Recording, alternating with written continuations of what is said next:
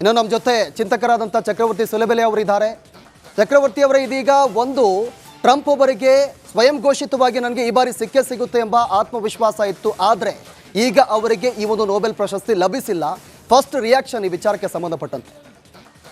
It was expected. ಕೆಲವು ದಿನಗಳ ಹಿಂದೆ ಒಂದು ಪೋಸ್ಟ್ ಓಡಾಡ್ತಾ ಇತ್ತು, ಏನು ಅಂತಂದ್ರೆ ಈ ಸಲದ ಕಮಿಟಿ, ಅವರು ನಾರ್ವೇಯನ್ ಕಮಿಟಿ ಇವರನ್ನು ಒಪ್ಕೊಳ್ತಾ ಇಲ್ಲ, ಬೇರೆ ಏನೋ ಯೋಚನೆ ಮಾಡ್ತಿದ್ದಾರೆ ಅಂತ ಬರ್ತಿತ್ತು. ಅದನ್ನ ತುಂಬಾ ಜನ ಡಿನೈ ಮಾಡಿದ್ರು, ಹಾಗೇನೋ ಆಗ್ಲಿಲ್ಲ ಇನ್ನು ಅಂತ. ಬಟ್ ಎಕ್ಸ್ಪೆಕ್ಟೆಡ್ ಯಾವ ಕಾರಣಕ್ಕೆ ಅವ್ರಿಗೆ ಕೊಡಬೇಕು ಅನ್ನೋದು ಪ್ರತಿಯೊಬ್ಬರಿಗೂ ಇದ್ದಂತ ಯೋಚನೆ ಆಗಿತ್ತು. ಆದ್ರೆ ಈ ನೊಬೆಲ್ ಪೀಸ್ ಪ್ರೈಸ್ ಯಾರಿಗ್ ಸಿಗುತ್ತೆ ಅನ್ನೋದು ಕೂಡ ಬಹಳ ಗಂಭೀರವಾಗಿರುವಂತ ಸಂಗತಿಯೇ. ಆ ನೊಬೆಲ್ ಪೀಸ್ ಪ್ರೈಸ್ ಅನ್ನ ಯಾರು ಯಾವಾಗ ಸೆಲೆಕ್ಟ್ ಮಾಡ್ತಾರೋ, ಯಾತಕ್ ಮಾಡ್ತಾರೋ ಗೊತ್ತಿಲ್ಲ. ಅನೇಕ ಯುದ್ಧಗಳಿಗೆ ಕಾರಣನಾಗಿರುವಂತ ಬರಾಕ್ ಒಬಾಮಾಗೆ ನೊಬೆಲ್ ಪೀಸ್ ಪ್ರೈಸ್ ಕೊಟ್ಟಿರ್ಬೋದಾಗಿದ್ರೆ, ಯುದ್ಧವನ್ನು ನಿಲ್ಲಿಸಿದೀನಿ ಅಂತ ಹೇಳ್ಕೊಳ್ಳುವಂತ ಟ್ರಂಪ್ಗೆ ಕೊಟ್ಟರು ಆಶ್ಚರ್ಯ ಪಡಬೇಕಾಗೇನು ಇರಲಿಲ್ಲ. ಹೀಗಾಗಿ ತುಂಬಾ ಜನರಿಗೆ ಎಕ್ಸ್ಪೆಕ್ಟೇಷನ್ ಇತ್ತು, ಟ್ರಂಪ್ಗೆ ಕೊಟ್ಟರು ಕೊಡ್ತಾರೆ ಅಂತ. ಟ್ರಂಪ್ ಅದನ್ನ ತಾನೇ ಹೇಳ್ಕೊಂಡು ತಿರುಗಾಡ್ತಾ ಇದ್ದ. ಆದ್ರೆ ಇವತ್ತು ಬಂದಿರುವಂತ ಈ ವರದಿ ನೋಡಿದಾಗ ಅಥವಾ ರಿಸಲ್ಟ್ ನೋಡಿದಾಗ ಟ್ರಂಪ್ಗೆ ಡೆಫಿನೆಟ್ಲಿ ಮುಖಭಂಗ. ಯಾವುದಕ್ಕೋಸ್ಕರ ಟ್ರಂಪ್ ಭಾರತದಂತ ಒಂದು ರಾಷ್ಟ್ರದೊಂದಿಗೆ ತನ್ನ ದೋಸ್ತಿಯನ್ನ ಕಳ್ಕೊಳ್ಳಿಕ್ಕೆ ಸಿದ್ಧನಾಗಿದ್ನೋ, ಆ ಪೀಸ್ ಪ್ರೈಸ್ ಆತನಿಗೆ ಸಿಗಲಿಲ್ಲ ಅನ್ನೋದು ಡೆಫಿನೆಟ್ಲಿ ಟ್ರಂಪ್ಗೆ ಮುಖಭಂಗ. At the same time Trump ಈ ತರದ ನಾಟಕಗಳಿಗೆ ಜಗತ್ತು ಒಲಿಬಾರದು ಅನ್ನುವಂಥದ್ದಕ್ಕೆ ಒಂದು ಒಳ್ಳೆಯ ಉದಾಹರಣೆಯೂ ಆಯ್ತು ಅಂತ ಅನ್ಸುತ್ತೆ ನನಗೆ. ಚಕ್ರವರ್ತಿ ಅವರು, ಇನ್ನೊಂದು, ಈ ಟ್ರಂಪ್ ಅವರು 11 ಯುದ್ಧವನ್ನು ನಿಲ್ಲಿಸಿದ್ದು ನಾನೇ, ಭಾರತ ಯುದ್ಧವನ್ನು ನಿಲ್ಲಿಸಿದ್ದು ನಾನೇ ಅಂತ ಹೇಳ್ತಾ ಇದ್ರು. ಈಗ ಅವ್ರಿಗೆ ಒಂಥರ ಈ ಪ್ರಶಸ್ತಿ ಸಿಕ್ಕಿಲ್ಲಲ್ಲ, ಒಂಥರ ಮುಖಭಂಗ ಆಗಿದೆ.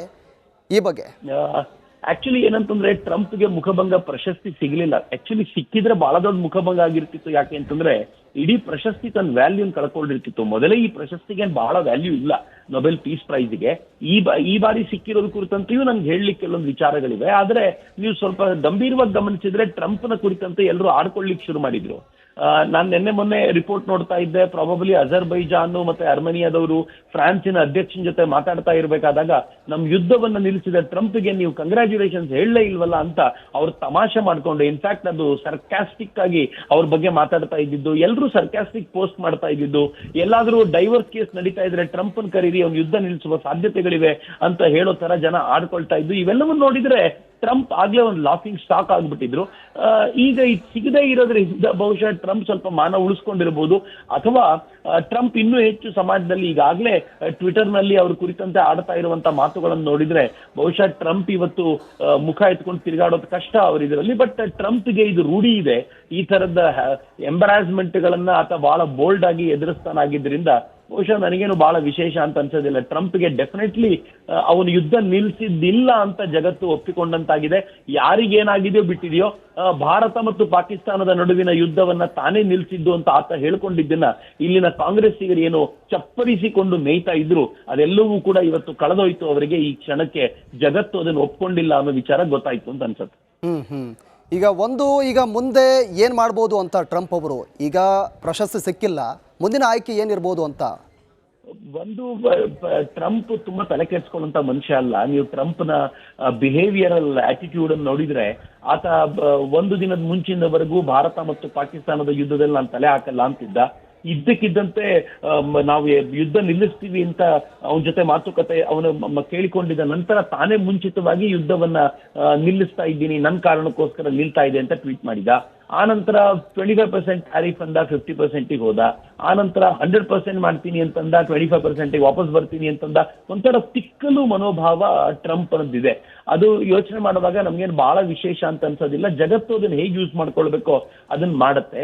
ಆದ್ರೆ ಇವತ್ತಿನ ನಂತರ ಬಹುಶಃ ಟ್ರಂಪ್ ನಾನೇ ಯುದ್ಧ ನಿಲ್ಲಿಸಿದೆ ಅಂತ ಹೇಳೋದನ್ನ ಅವನು ಕಡಿಮೆ ಮಾಡಬಹುದು ಅಂತ ಅನ್ಸುತ್ತೆ. ಬಟ್ ಒಂದಂತೂ ಸತ್ಯ, ಭಾರತ ಮತ್ತು ಪಾಕಿಸ್ತಾನದ ನಡುವಿನ ಯುದ್ಧ ನಿಲ್ಲಿಸೋದರಲ್ಲಿ ಆತನ ಪಾತ್ರ ಝೀರೋ, ಏನೂ ಇರಲಿಲ್ಲ. ಅಟ್ ದ ಸೇಮ್ ಟೈಮ್ ಈ ಇಸ್ರೇಲ್ ಮತ್ತು ಗಾಜಾ ಪೀಸ್ ಅಕಾರ್ಡ್ ಅಲ್ಲಿ ಏನಿದೆ ಅದರಲ್ಲೊಂದು ದೊಡ್ಡ ಪಾತ್ರ ಅವನದ್ದು ಇರಬಹುದು ಅಂತ ಅನ್ಸುತ್ತೆ. ಇವತ್ತು ಬೆಳಗ್ಗೆ ನರೇಂದ್ರ ಮೋದಿ ಅವರು ಅವನಿಗೆ ಟ್ವೀಟ್ ಮಾಡಿ ಬಹಳ ಒಳ್ಳೆಯ ಪೀಸ್ ಅಕಾರ್ಡೆನ್ಸ್ ಆಗಿದೆ ಅಂತ ಟ್ರಂಪ್ಗೆ ಅಭಿನಂದಿಸಿದ್ದಾರೆ.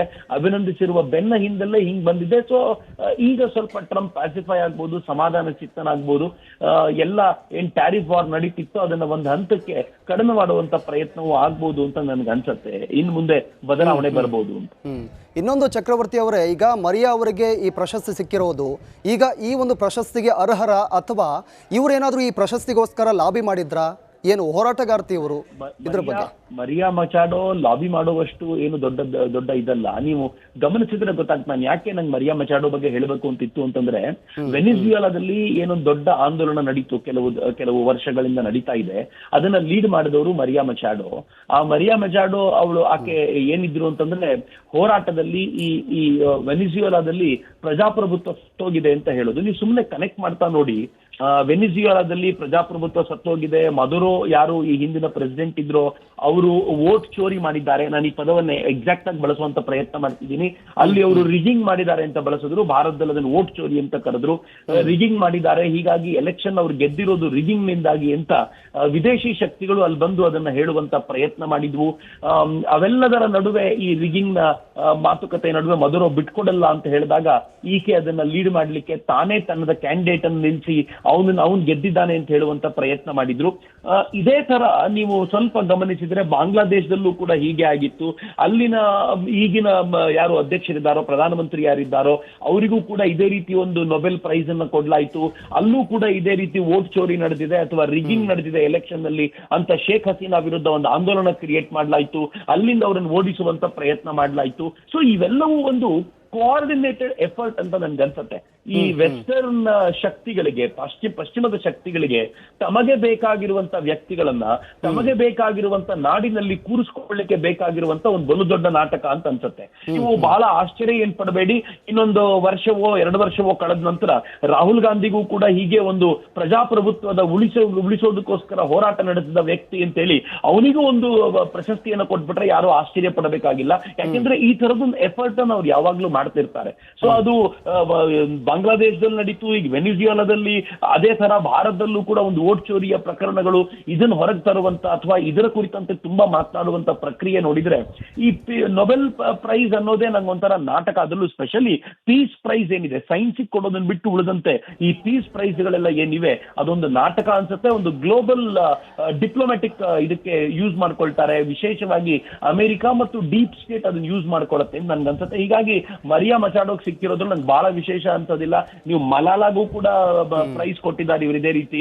ಆಕೆ ಏನ್ ಮಾಡಿದ್ಲು, ಮುಂದೆ ಏನ್ ಮಾಡ್ತಾ ಇದ್ದಾಳೆ ಅನ್ನೋದು ಕೂಡ ಎಲ್ರಿಗೂ ಗೊತ್ತಾಗುವಂತ ಸಂಗತಿ. ನೀವು ಪ್ರತಿಯೊಬ್ಬರನ್ನು ಈ ಪೀಸ್ ಪ್ರೈಸ್ ತೆಗೆದುಕೊಂಡಿರೋರ್ನ ಒಮ್ಮೆ ಸ್ಕ್ರೂಟಿನಿ ಮಾಡಿದ್ರೆ ಅದರ ಹಿಂದೆ ಇರುವಂತ ಈ ಸತ್ಯ ಅನಾವರಣಗೊಳ್ತಾ ಹೋಗುತ್ತೆ ಅಂತ ನನಗನ್ಸುತ್ತೆ. ಚಕ್ರವರ್ತಿ ಅವರು, ಇನ್ನೊಂದು ಈ ಟ್ರಂಪ್ ಅವರಿಗೆ ಇದು ಒಂದು ರೀತಿಯಾದಂತ ಸೆಟ್ ಬ್ಯಾಕ್ ಅಂತ ಅನ್ಕೊಳ್ಬಹುದಾ ನಾವು ಅಂತ? ಅಬ್ಸಲ್ಯೂಟ್ಲಿ ಸೆಟ್ಬ್ಯಾಕ್ ಅನ್ನೋಕ್ಕಿಂತ ಅವಮಾನ ಅಂತ ಅನ್ಸುತ್ತೆ ನನಗೆ. ಈ ರಾಹುಲ್ ಗಾಂಧಿಗೆ ಎವ್ರಿ ಟೈಮ್ ಎಲೆಕ್ಷನ್ ಅಲ್ಲಿ ಸೋತಾಗ ಅಲ್ಲಿಯವರೆಗೂ ಆತ ಮಾತಾಡ್ತಿರ್ತಾರೆ, ಬಟ್ ಎಲೆಕ್ಷನ್ ಅಲ್ಲಿ ಸೋತೋಗ್ತಾರೆ. ಮೊನ್ನೆ ಕೂಡ ಸುಪ್ರೀಂ ಕೋರ್ಟ್ ಇವರಿಗೆ ಎಲ್ರಿಗೂ ವೋಟ್ ಚೋರಿಯ ಕುರಿತಂತೆ ಒಂದು ಗಂಭೀರವಾಗಿರುವಂತ ತಪರಾಕಿ ಕೊಟ್ಟಿದೆ. ನಾವು ಅನ್ಕೊಳ್ತೀವಿ ಇವರಿಗೆ ಸೆಟ್ ಬ್ಯಾಕ್ ಆಗಿದೆ ಅಂತ, ಬಟ್ ಇವರೆಲ್ಲರೂ ಹೇಗಿರುತ್ತೆ ಮನಸ್ಥಿತಿ ಅಂತಂದ್ರೆ ಮತ್ತೊಂದು ಹೊಸ ವಿಚಾರದೊಂದಿಗೆ ಹೊಸ ರೂಪದಲ್ಲಿ ಬರ್ತಾರೆ, ಮತ್ತದನ್ನೇ ಮಾಡ್ತಾರೆ. ಟ್ರಂಪ್ಗೆ ಇದು ರೂಢಿ. ನಾನು ಆಗಲೇ ಹೇಳಿದಂತೆ ಟ್ರಂಪ್ಗೆ ಈ ಸೆಟ್ ಬ್ಯಾಕ್ಗಳು ಹೊಸತಲ್ಲ, ಮತ್ತು ಸೆಟ್ ಬ್ಯಾಕ್ ಗಳನ್ನೇ ಆತ ತನ್ನ ಮುಂದಿನ ಮೆಟ್ಟಲನ್ನಾಗಿ ಮಾಡ್ಕೊಳ್ಳೋದ್ರಲ್ಲೂ ನಿಸ್ಸೀಮನಾಗಿರೋದ್ರಿಂದ ಈ ಸೆಟ್ ಬ್ಯಾಕ್ ಇಂದ ಆತ ಖಂಡಿತವಾಗಿಯೂ ರಿಕವರ್ ಆಗಿ ಹೊರಗೆ ಬರ್ತಾನೆ ಅಂತ ನನ್ಗನ್ಸುತ್ತೆ. ಬಟ್ ಇಲ್ಲಿರೋದು ವಿಶೇಷ ಏನು ಅಂತಂದ್ರೆ, ತಾನು ನೊಬೆಲ್ ಪ್ರಶಸ್ತಿ ಪಡೆದುಕೊಳ್ಬೇಕು ಅಂತ ಕಾರಣಕ್ಕೋಸ್ಕರ ತನ್ನ ಆಲ್ ವೆದರ್ ಫ್ರೆಂಡ್ ಅಂತ ನೀವು ಕರಿಬಹುದು, ಆಲ್ ಟೈಮ್ ಫ್ರೆಂಡ್ ಅಂತ ಕರಿಬಹುದು, ಆ ತರದ ಅನೇಕರ ಜೊತೆಗೆ ಆತ ಜಗಳ ಮಾಡ್ಕೊಂಡಿದ್ದಾನೆ. ಅವನಿಗೆ ಚೀನಾನ ಮಟ್ಟ ಹಾಕ್ಬೇಕಾಗಿತ್ತು, ಅದಕ್ಕೆ ಭಾರತದೊಂದಿಗೆ ಚೆನ್ನಾಗಿರ್ಬೇಕಿತ್ತು. ಆದ್ರೆ ಜಸ್ಟ್ ಫಾರ್ ಪೀಸ್ ಪ್ರೈಸ್ ಆತ ನೊಬೆಲ್ ಪ್ರೈಸಿಗೋಸ್ಕರ ಭಾರತದೊಂದಿಗೆ ಆತ ತನ್ನ ವೈರತ್ವವನ್ನ ಕಟ್ಟಿಕೊಂಡ, ನರೇಂದ್ರ ಮೋದಿ ಅವರೊಂದಿಗೆ ವೈರತ್ವ ಕಟ್ಟಿಕೊಂಡ. ಇವೆಲ್ಲವನ್ನು ನೋಡಿದ್ರೆ ಟ್ರಂಪ್ಗೆ ಒಂದ್ ಸ್ವಲ್ಪ ಈ ತರದ ವಿಚಾರಗಳಲ್ಲಿ ಅಗ್ರೆಸಿವ್ನೆಸ್ ಇದೆ ಅಂತ ಅನ್ಸುತ್ತೆ. ಬಟ್ ಅಷ್ಟೇ ಬೇಗನೆ ಆತ ರಿಕವರ್ ಆಗ್ಬಿಡ್ತಾನೆ.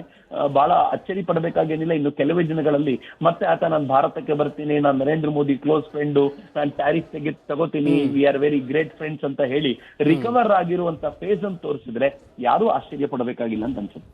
ಚಕ್ರವರ್ತಿ ಅವರು, ಇನ್ನೊಂದು ಪ್ರಶ್ನೆ. ಈಗ ಪಾಕಿಸ್ತಾನ ಏನಾದರೂ ಈ ನೊಬೆಲ್ ಪ್ರಶಸ್ತಿ ಕೊಡಿಸೋದಕ್ಕೆ ಟ್ರಂಪ್ ಅವ್ರಿಗೆ ಏನಾದರೂ ಸಪೋರ್ಟ್ ಮಾಡ್ತಾ ಅನ್ನೋದು? ನೀವು ಕೇಳೋ ಪ್ರತಿಯೊಂದು ಪ್ರಶ್ನೆಯೂ ಕೂಡ ನನಗೆ ಅಂದ್ರೆ ಅಫ್ಕೋರ್ಸ್ ಅದು ಫನ್ ಅನ್ನು ಉಂಟು ಮಾಡುವಂತದ್ದೇ. ಪಾಕಿಸ್ತಾನಕ್ಕೆ ವಿಚಿತ್ರವಾದ ಸಂಗತಿ ಏನು ಅಂತಂದ್ರೆ, ತನ್ನ ಪರವಾಗಿ ಟ್ರಂಪ್ ಮಾತನಾಡಿದ್ದಾನೆ ಅಂತ ಅದು ಬಹಳ ಖುಷಿ ಪಡ್ತಾ ಇದೆ. ಆ ಕಾರಣಕ್ಕೋಸ್ಕರ ಪಾಕಿಸ್ತಾನ ಟ್ರಂಪ್ಗೆ ನೊಬೆಲ್ ಪೀಸ್ ಪ್ರೈಸ್ ಕೊಡಬೇಕು ಅಂತ ಹೇಳಿ ಒಂದು ರೆಕಮೆಂಡೇಶನ್ ಕೊಟ್ಟಿದ್ದು ನಿಜ.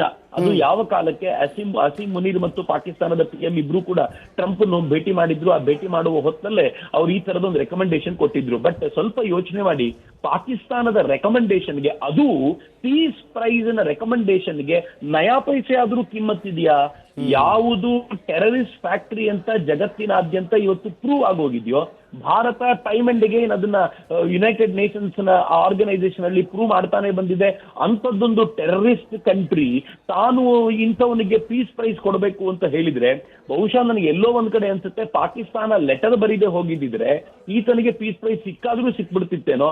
ಪಾಕಿಸ್ತಾನ ಲೆಟರ್ ಬರೆದು ಇವನಿಗೆ ಕೊಡಬಾರ್ದು ಅಂತ ಅನ್ಸಿದೆ ಅಂತ. ಒಬ್ಬ ಕಳ್ಳ ತನ್ನ ಊರಿಗೆ ಪೊಲೀಸ್ ಯಾರಾಗಬೇಕು ಅಂತ ಏನಾದ್ರೂ ರೆಕಮೆಂಡೇಶನ್ ಬರೆದ್ರೆ ಆ ಪೊಲೀಸನ್ನ ಸರ್ಕಾರ ಮಾಡಿದ್ರೆ ಅದು ಎಷ್ಟು ಮೋಸವೋ ಅಷ್ಟೇ ಆಗಿರ್ತಿತ್ತು. ಅದೇ ರೀತಿ ಆಗಿದೆ ಅಂತ ಒಂದು ಟೆರರಿಸ್ಟ್ ಕಂಟ್ರಿ ಒಂದು ನೊಬೆಲ್ ಪೀಸ್ ಪ್ರೈಸ್ ಅನ್ನ ಇಂಥವ್ರಿಗೆ ಕೊಡಬೇಕು ಅಂತ ಕೇಳ್ಕೊಳ್ಳೋದು, ಅದು ಅಮೆರಿಕಕ್ಕೆ ಬಹಳ ದೊಡ್ಡ ಹಿನ್ನಡೆ ಆಗಿರ್ಬೋದು, ಅಥವಾ ಟ್ರಂಪ್ಗೆ ಬಹಳ ದೊಡ್ಡ ಹಿನ್ನಡೆ ಆಗಿರ್ಬೋದು ಈ ವಿಚಾರಕ್ಕೆ ಅಂತ ನನ್ಗೆ ಅನ್ಸುತ್ತೆ.